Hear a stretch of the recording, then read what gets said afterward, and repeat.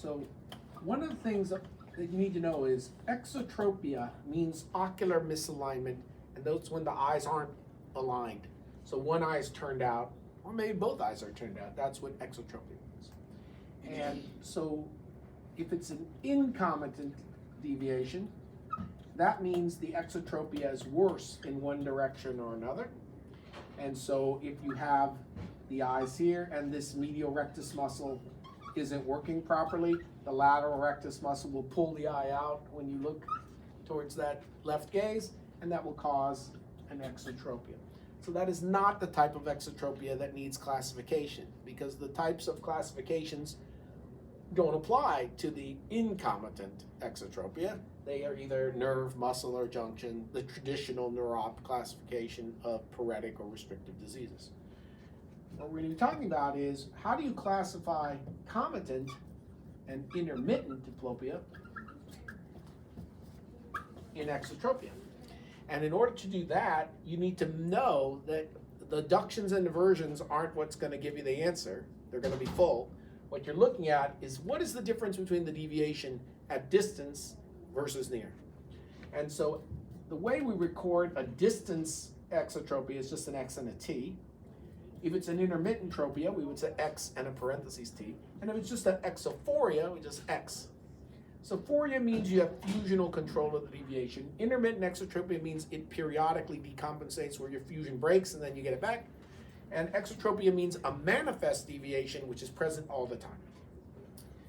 And the same for esophoria and esotropia, but we're only talking about exotropia today. So if you measure it at near, we use this prime. XT prime, X parentheses T prime, X prime. And all that means is the deviation is X at near, and this one is at distance. And so now you see how we're going to classify these comitant and intermittent exotropias based on the relationship between distance and near exotropia. So if the XT at distance equals the XT prime near, that is just your basic form of exotropia.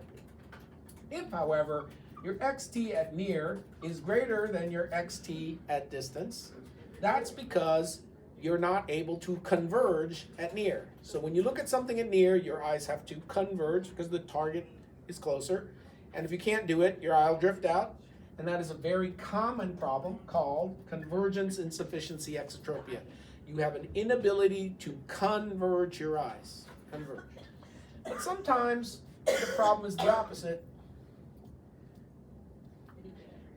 You don't diverge properly. So it can be insufficiency of convergence or it can be excess of divergence. And that divergence excess will make your deviation greater at distance. But sometimes your divergence excess is not related to divergence at all. And if you put a patch on this eye, patch the eye, you'll break that. And so it'll go away. So we got to differentiate a true divergence excess from a pseudo divergence. It just looks like it's excess divergence, but it's not. And we put the patch on there. And sometimes that's because the eye doesn't want to let go. So when it's converging and it doesn't want to let go, it can just get stuck like that. And if it gets stuck out, we call that tenacious proximal fusion. And the patching won't fix that. So we've got basic type, convergence insufficiency type, divergence excess type, and a pseudo divergence excess type, which we can reveal with patching. But those last ones are all kid things, pediatric strabismus. For adults, convergence insufficiency XT is the one you really need to know.